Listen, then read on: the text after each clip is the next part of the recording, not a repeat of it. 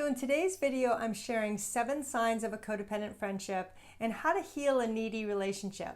But if you're new, my name is Michelle Ferris. I'm a psychotherapist and I love helping people create relationships that work.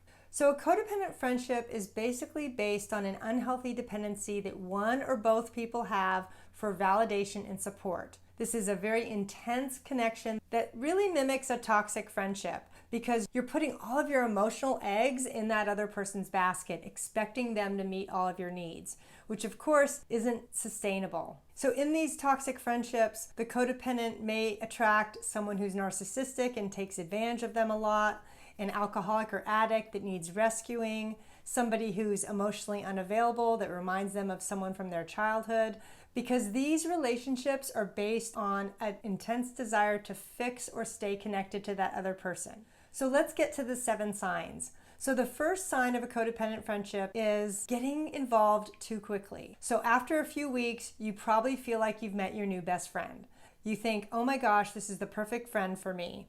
And the problem is that most people show up on their best behavior at first. And there tends to be a honeymoon phase in any relationship where we only see the good. But that wears off after a few months. And what you need to do is you need to wait and assess that relationship after several months' time.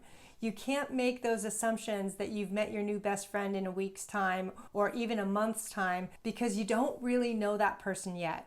But in codependent friendships, we think we know them because it feels so good to stay connected. The second sign of a codependent friendship is they're based on an intense desire to fix, change, or stay connected to that other person. We need that other person to feel good about ourselves. We don't know how to stand on our own 2 feet. And that's how you know you're in a toxic or codependent friendship. The neediness around being connected is very high. You don't have a balance of being able to have a variety of friends and a sense of self.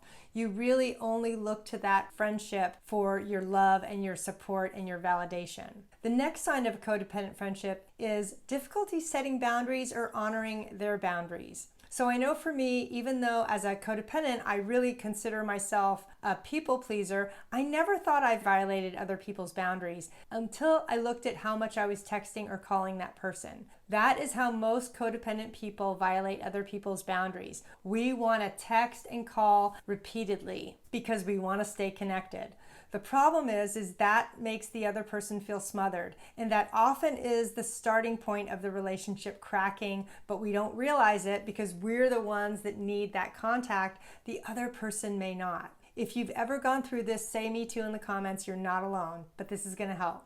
So the next sign of a codependent friendship is wanting to spend an unusual amount of time together. So instead of having your own hobbies, your own interests, your own self-care, you want to devote all your free time to the friendship because that's your source. That's your source for love and approval and connection and support, and it's too much. So there's a real imbalance that's starting to form that is going to blow up later because most people can't sustain that. The other person is going to cry uncle and either ghost us or end the friendship in some way. And I don't want that for you. The next sign of a codependent friendship is having a high tolerance for bad behavior or ignoring the red flags early on. So for instance, you might have a narcissistic friend that takes advantage of you a lot or gaslights you and makes you feel like you're crazy when you don't go along with what they want.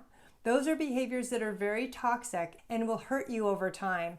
But if we ignore those red flags, we end up hurting ourselves in our relationships, which only fuels the unhealthy dependency because we can't live without that person. So in these toxic codependent friendships, we end up tolerating this bad behavior because we can't stand being alone. We feel like we have no choice, and that's no way to live. Another sign of a codependent friendship is that we avoid having difficult discussions, like admitting that they hurt our feelings or did something that wasn't okay with us.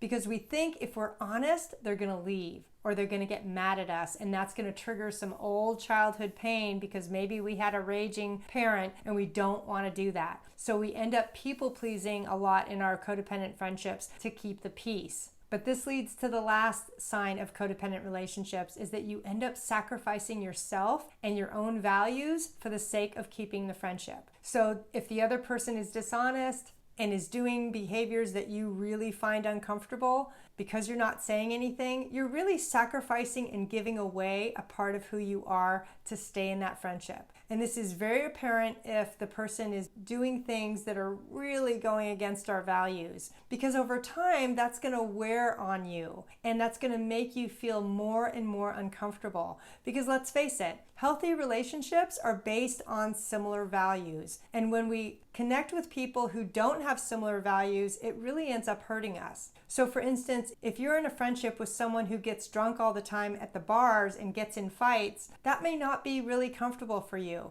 Giving up who you are in your friendships is going to bite you in the long run, and I don't want that for you. So how do you heal a codependent friendship and really heal a needy relationship? Here's what you have to do. You have to cultivate a relationship with yourself, and you have to start building new friendships, because both of those things are going to help decrease the unhealthy dependency you have on the codependent friend. So for instance, you can't just transfer the friendship and say, I'm going to stop being friends with this person, but I'm going to go find another friend. That just continues the same pattern. But what I want you to do is slowly try to build up maybe 2 or 3 friends casually over the next several months. Take your time to see, are they worth having as friends? Do they have similar values to you? Do they make you feel good, or do they make you feel bad about yourself?